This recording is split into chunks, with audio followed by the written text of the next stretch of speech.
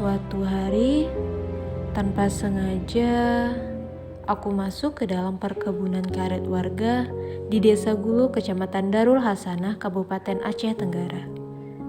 Dan aku pun terkena jerat babi di sana.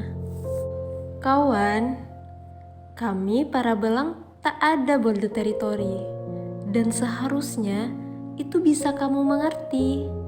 Jadi tolong, jangan pasang jerat di areal yang berbatasan dengan kawasan hutan. Masih beruntung, aku ditemukan oleh Pak Sukri pada hari Jumat tanggal 22 Januari 2021 dan langsung dilaporkan kepada petugas Resort Lawe Alas, Seksi Pengelolaan Taman Nasional Wilayah 4 Badar, Bidang Pengelolaan Taman Nasional Wilayah 2 Kutacani, Abang Supri Helmi. Tim gabungan yang terdiri dari petugas TNGL, petugas BKSDA Aceh, dan WCS segera menuju lokasi pada pukul 14.30 WIB untuk mengamankan lokasi sembari menunggu kedatangan dokter hewan. Dengan cekatan, aku segera dievakuasi bersama-sama oleh tim gabungan plus TNI atau Polri Aceh Tenggara. Setelah mendapatkan perawatan dari dokter hewan Anhar Lubis, aku menuju kantor BPTN Wilayah 2 Kutacani pada Sabtu 23 Januari 2021.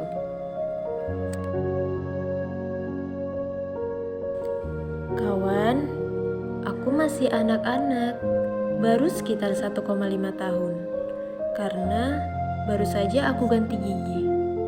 Jerat ini menyakitiku, belum lagi harus berpisah dari ibuku. Pasti dia akan datang mencariku, dan itu artinya akan membahayakan warga di sekitar tempatku ditemukan. Maka Pak Camat Darul Hasanah menghimbau seluruh warga untuk sementara tidak melakukan aktivitas di perkebunan warga yang berbatasan dengan kawasan Taman Nasional Gunung Loser. Para petugas TNGL, BKSDA Aceh, staf BCS, dan FKL segera melakukan penyisiran jerat di sekitar lokasi aku ditemukan. Tujuannya untuk mengantisipasi adanya korban jerat lainnya dan menghalau ibu serta saudaraku yang memungkinkan datang menjemputku. Masih ingat kan kakakku Sri Nabila dan Malelang Jaya yang dilepaskan tahun 2020 yang lalu? Seperti itulah persiapan yang dilakukan terhadapku. Kawan Leser, kita melaksanakan penanganan konflik satwa liar dengan manusia itu melalui beberapa tahapan. Pertama, kita mendapatkan laporan untuk penanganan konflik satwa liar. Apabila satwa liar tersebut misalnya seperti kejadian kemarin terjerat, itu langsung kita evakuasi dengan melibatkan para pihak, khususnya dokter hewan, kemudian juga ada pihak Pemda di situ, ada pihak BKSDA. Nah, setelah evakuasi kita lakukan analisis bagaimana kondisi dari si satwa liar tersebut. Apabila memungkinkan dilangsungkan pelepas liaran sekaligus, tentunya akan kita langsung lepas liarkan di tempat yang sama. Karena satwa liar yang kena konflik itu merupakan habitatnya asalnya berasal dari tempat yang pertama. Yang kedua, apabila situasi si satwa liar itu mengalami luka ataupun ada yang tidak sehat, maka akan kita lakukan pemeliharaan atau perawatan. Selanjutnya, apabila satwa sudah mencapai kondisi yang sudah sehat dan sudah bisa dinilai dia bisa bertahan hidup di hutan atau di habitatnya, maka kita segera melakukan pelepas liaran. Pelepas liaran ini tidak dilakukan begitu saja, kapan saja atau di mana saja. Itu dilakukan dengan beberapa kajian. Pertama, yang kita kaji di dalam melakukan pelepas liaran adalah memastikan tempat yang akan menjadikan lokasi pelepas liaran itu terdapat mangsa yang akan menjadi pakannya. Yang kedua, itu merupakan memang habitat harimau yang memang ditemukan harimau di situ. Yang ketiga, aman terhadap aktivitas manusia. Kajian-kajian ini yang kami lakukan di dalam menentukan lokasi pelepas liaran. Seperti saat sekarang kita ini di sini, kita sudah melakukan berbagai diskusi dan kajian untuk menentukan lokasi pelepas liaran di sini. Alhamdulillah, kita sudah menemukan lokasi yang tepat untuk pelepas liaran harimau, karena memang indikasi adanya harimau Sumatera yang menjadi relasinya dari harimau yang kita tangkap itu sudah tertangkap beberapa kali ada di sekitar sini, sehingga lokasi ini menjadi areal prioritas kami di dalam melakukan pelepas liaran Putra Danau. Pada Sabtu tanggal 30 Januari 2021, akhirnya Tim Balai Besar TNGL, BKSDA Aceh, WCS, FKL, TNI, dan Polri Aceh Tenggara Kutacani mengawal pelepas liaranku ke kawasan TNGL. Hari ini kita melaksanakan pelepas liaran Putra Danau yang terjerat minggu yang lalu. Alhamdulillah kita tadi bisa kita mulai dari kantor bidang Kutacane itu jam 6.15. Kita sudah apel. Ini posisi kita sudah di tengah-tengah antara jalan aspal dengan lokasi pelepas liaran, kurang lebih 2 kilo dari jalan aspal. Perjalanan masih masuk ke dalam sekitar 2 kilo lagi menuju lokasi pelepas liaran.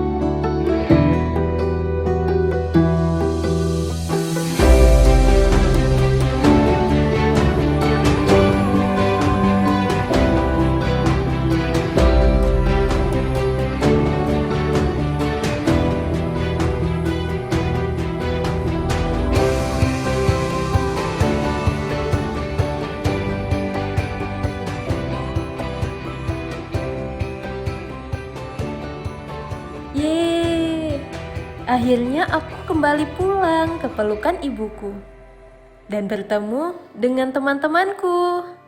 Aku berharap luka pada kaki hingga mengenai tulang ini akan bisa segera sembuh seiring waktu. Aku berdoa semoga tak ada lagi korban jerat lainnya, baik itu di dalam kawasan maupun di sekitar kawasan yang berbatasan dengan kawasan TNGL, karena kami tidak mengenal batas kawasan. Percayalah kawan, satu kebaikanmu dengan tidak memasang jerat adalah doa kami para satwa liar untuk kebaikan hidupmu. Terima kasih untukmu kawan, karenamu aku akan selalu ada di bumi Loser, terpatri indah dalam cerita sampai akhir hayat, karena kamu adalah kawan Loser.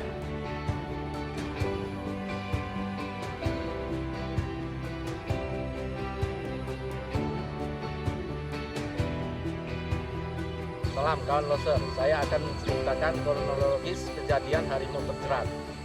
Di sini saya akan menceritakan pada hari Jumat sekitar jam 10.00 saya mendapat laporan dari masyarakat yang bernama Supri yang berkebun di blok hutan Desa Mendabel bahwa ada harimau terjerat di blok hutan tersebut. Lalu saya menanggapi laporan itu dan saya langsung menelepon pihak telepon pimpinan Pak Kabid dan saya koordinasi dengan tim KSDA beserta mitra kita WCS. Setelah itu kami langsung turun ke lokasi TKP sekitar jam 11. Kami langsung menuju ke TKP Terus kami menyisir, ternyata memang benar ada 1 ekor harimau yang terjerat.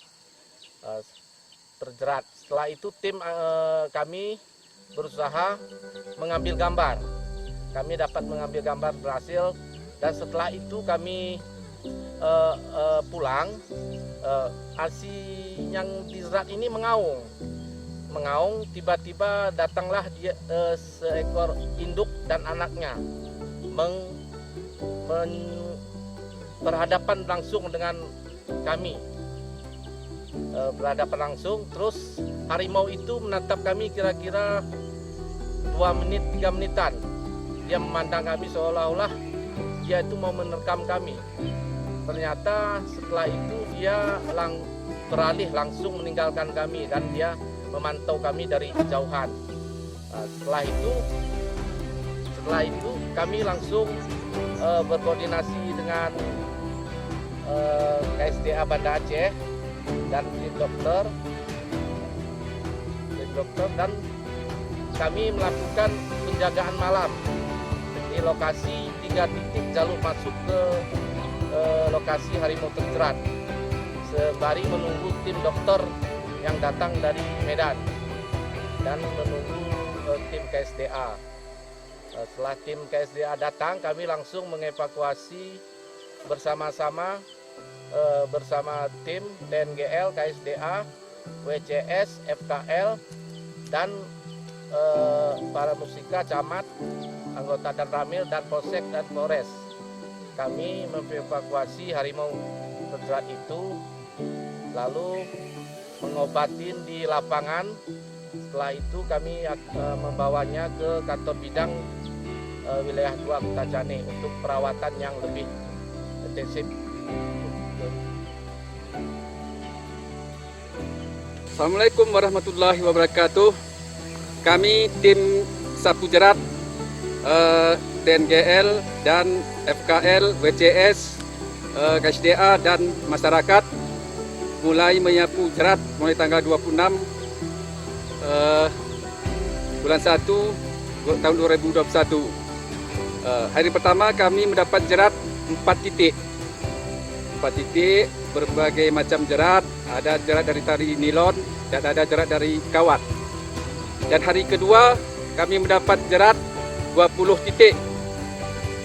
Itu pun berbagai macam variasi. Ada tali nilon dan ada dari kawat. Dan hari ketiga kami menyisir kembali di sekitar lokasi konflik harimau. Kami mendapat lagi 6 titik. Dari jumlah keseluruhan 3 hari itu kami mendapat 40 titik jerat.